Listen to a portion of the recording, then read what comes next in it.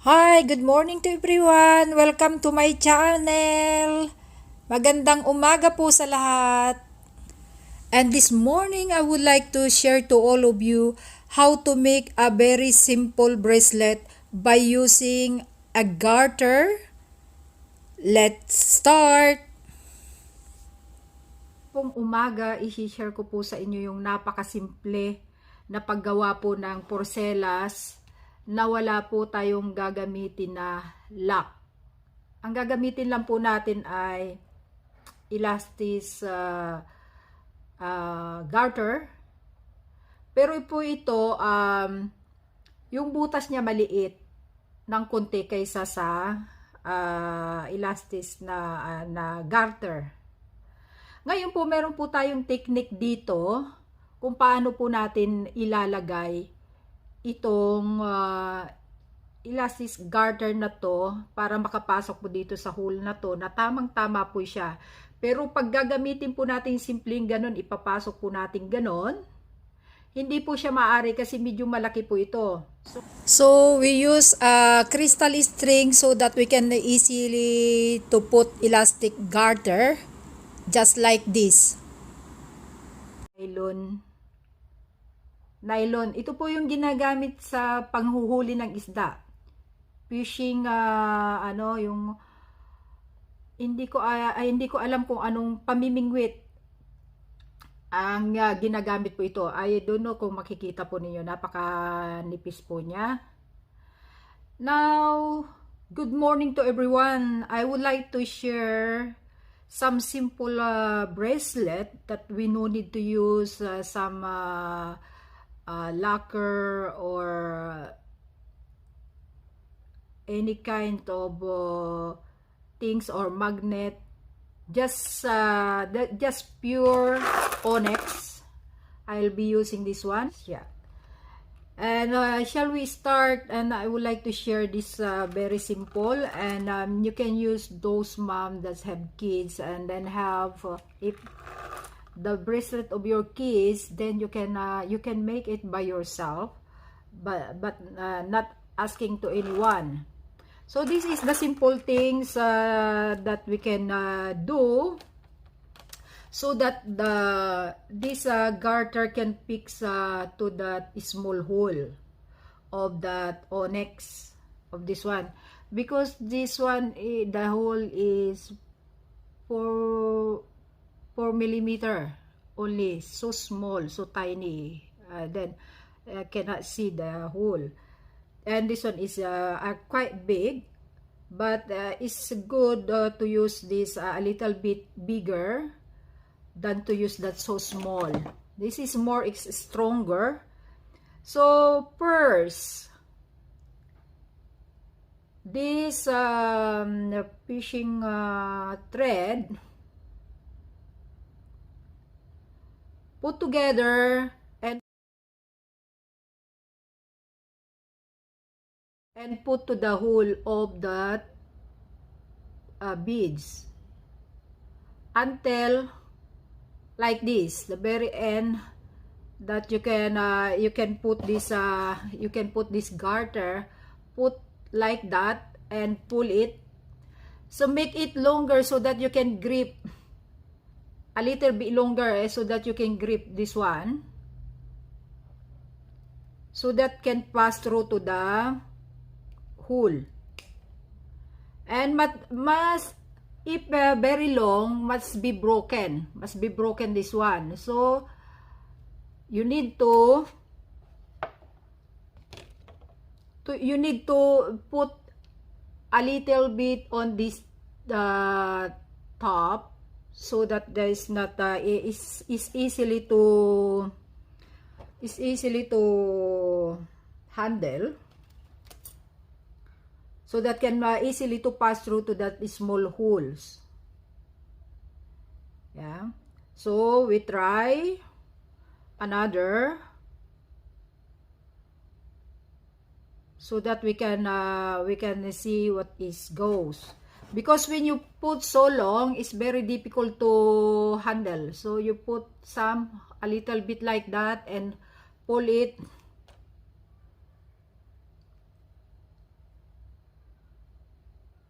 so that the only can pass to the a little bit difficult, but it's nice if can fix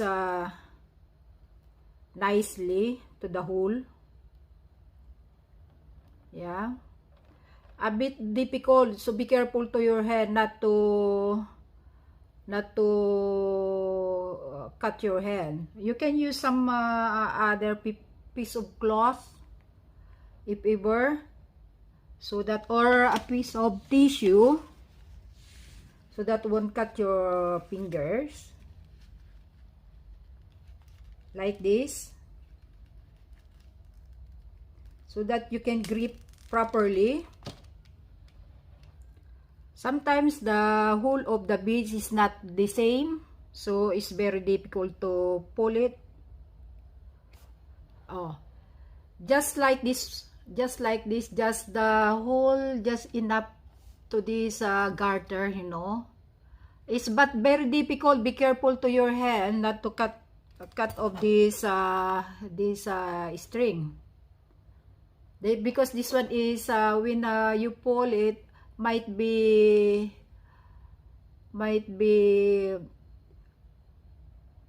cut your fingers. So if you are scared, you can use a piece of cloth or a piece of tissue. Now we continue this one until we finish those beads. And a little bit patient, because it's very difficult to take it.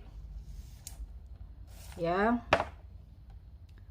so we just continue until we finish the beads. And if ever you can use also the lock. You can buy the lacquer of that who asked me to make this one. They doesn't want to use the lock. They doesn't want to use the lock, so I prepare to use the string.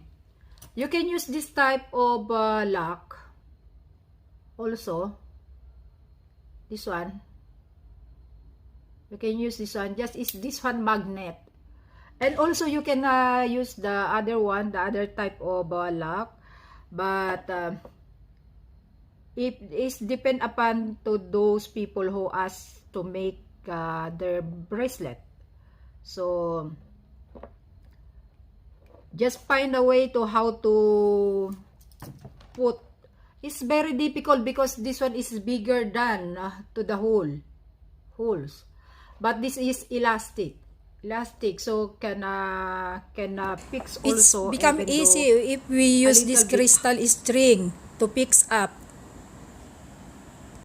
Harder. It's a little bit difficult. Yeah. And just be careful not to cut your hand, not to cut your fingers. Yeah. So we continues until all the beads goes into the string. Goes to the rubber materials. Yeah, sometimes the string will broken, so we can use another. So you prepare some.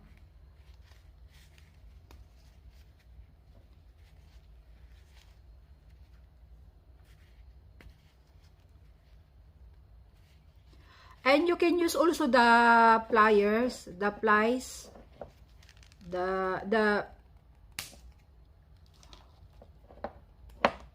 you can use also the pliers to grip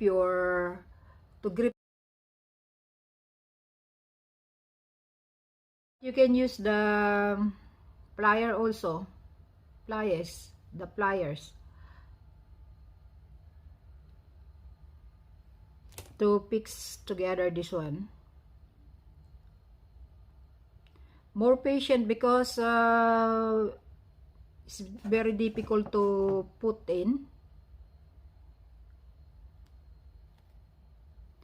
We must very patient of this one, because some of beads is very small. The hole is very small than to other. Yeah.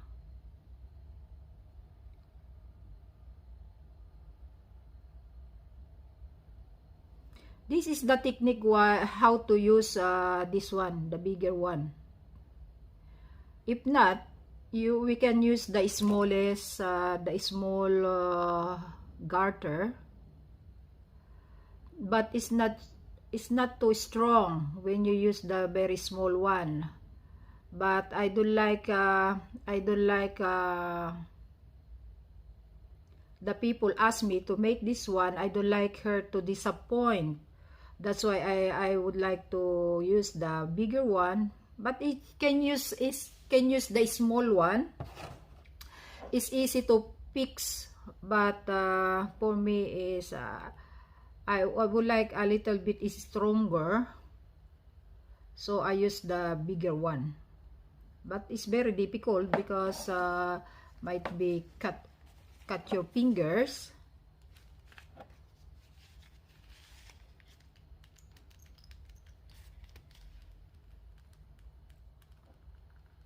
Just the same this one. Just the same this one. So difficult to, because the hole is too small, and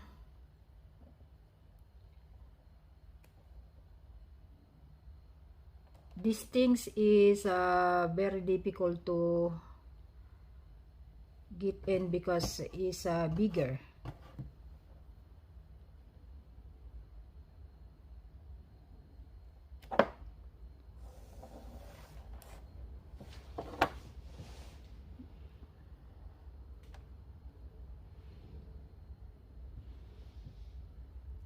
Just continue.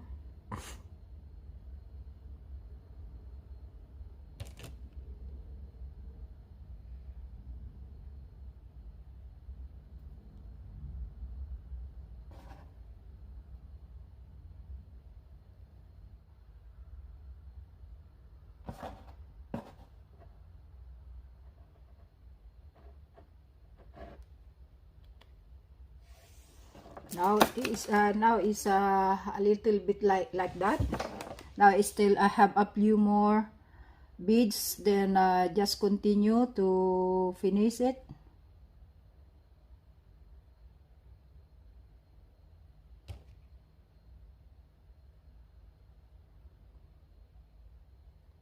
Just like this.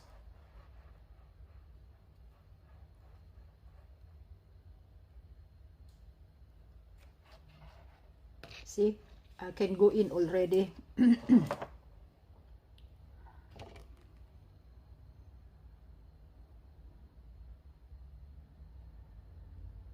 This is the technique so that you can use a little bit bigger.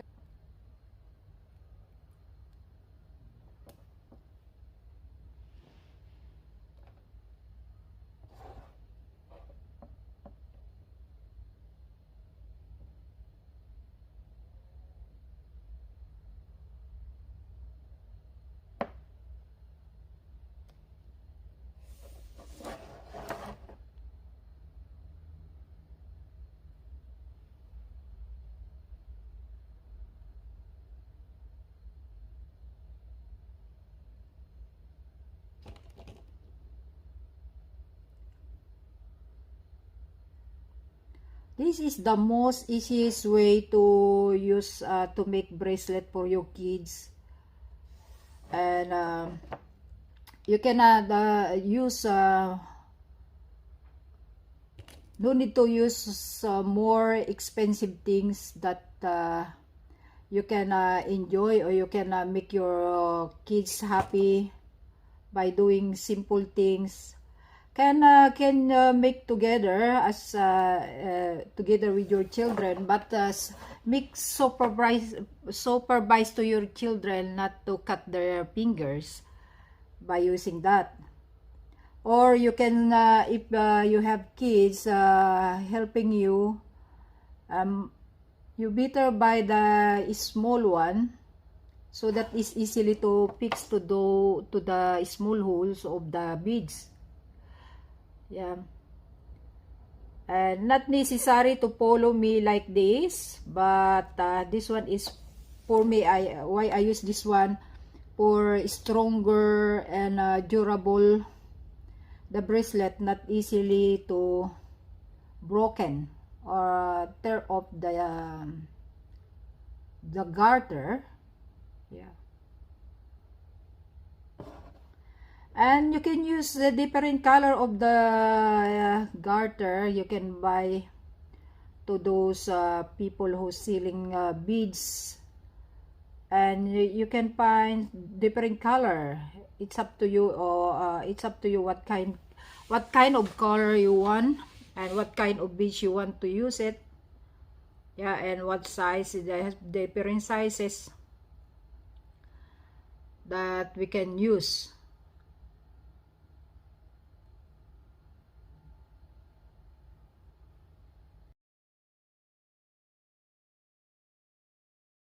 More left to my beads.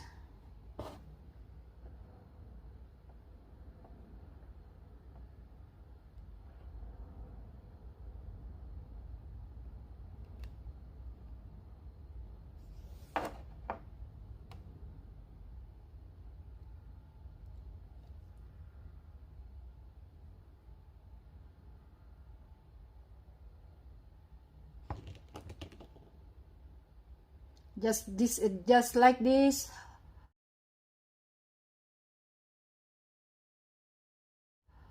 Put the fishing thread to the hole, the small hole, so that you can bring out the big garter to go in, just on the very tip of the garter.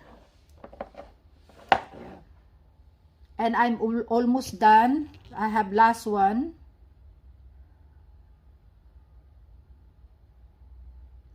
Just like this. Pull a little bit remaining to the string, and put together the garter and pull it.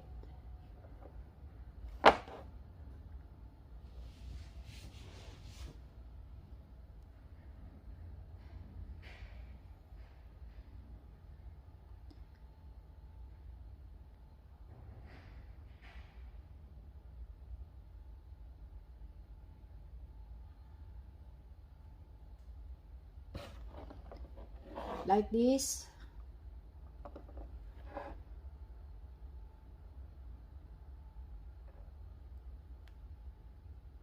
Now this is our last.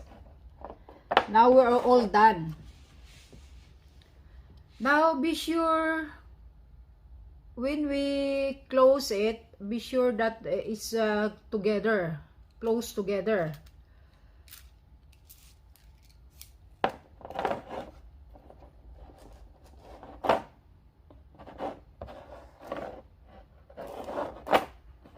Like this, all together, and we can make 2 times or 3 times square knot, so that won't run away your beads.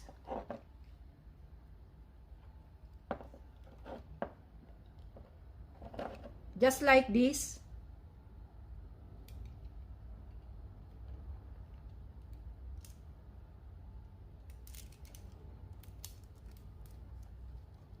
Now we can put together to our breast.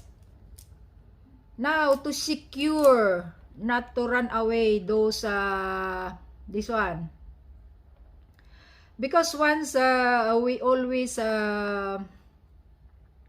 use it, might be come out that square knot on the top. Now before we cut off this one, before we cut the garter, we must put some glue. We can put some glue so that won't come out. This one, put some glue.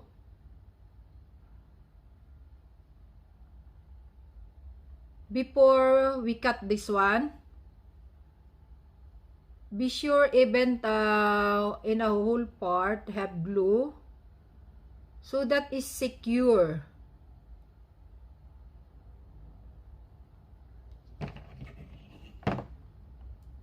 Put some glue so that is secure before we cut this one. Now you can use the glue, the quick dry, or it's easy. It's nice to use the quick dry than the slow dry, especially when you are when you want to finish it at once. You can use the glue, the quick dry. So like this is quick dry. So this one is quite okay. If you are still scared, then you can repeat it. But for me is a little bit is okay. But for me, I would like to be secure one. So I put another a little amount only, not too many. And be sure you before you cut it off, be sure that the glue is dry.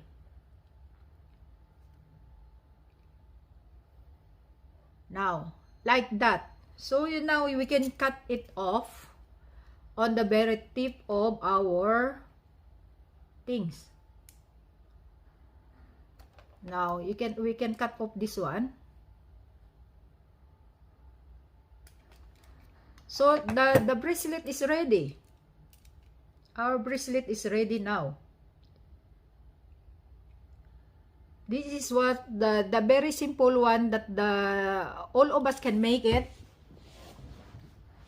Yeah, can make our children happy already when especially to those have little girl. They like, so you can choose a different color. We can use the cheapest but beautiful, colorful for our kids. Now you can make by your own, and then you can encourage your children, you can encourage your daughter or to help and enjoy themselves, rather than using more telephone, more laptop, or other devices that can cause destroy their eyes. Yeah. And by doing this one, and you can share to your children how to enjoy their life without using much telephone, without using much playing game. This is very useful to teach our kids, yeah, that they can enjoy it, and yeah, and they can enjoy it, and then they can play it, and also, and we can make it as a gift to those kids, especially if you have a birthday party. Then we can use it by doing these simple things that the children can enjoy and they can appreciate it. That's the day I can share to all of you. Hope you enjoy this very simple project, that hope you learn how to make it for easily. The hole is very small. How to go in this a little bit bigger garter. Now we can use the fishing thread to help us to put in to the small hole so that we can make a simple bracelet. That's for today, and I hope you enjoy to my video. I hope you can get some knowledge. I hope you enjoy, and please like and subscribe, Have a nice day to everyone. Goodbye. See you in next video.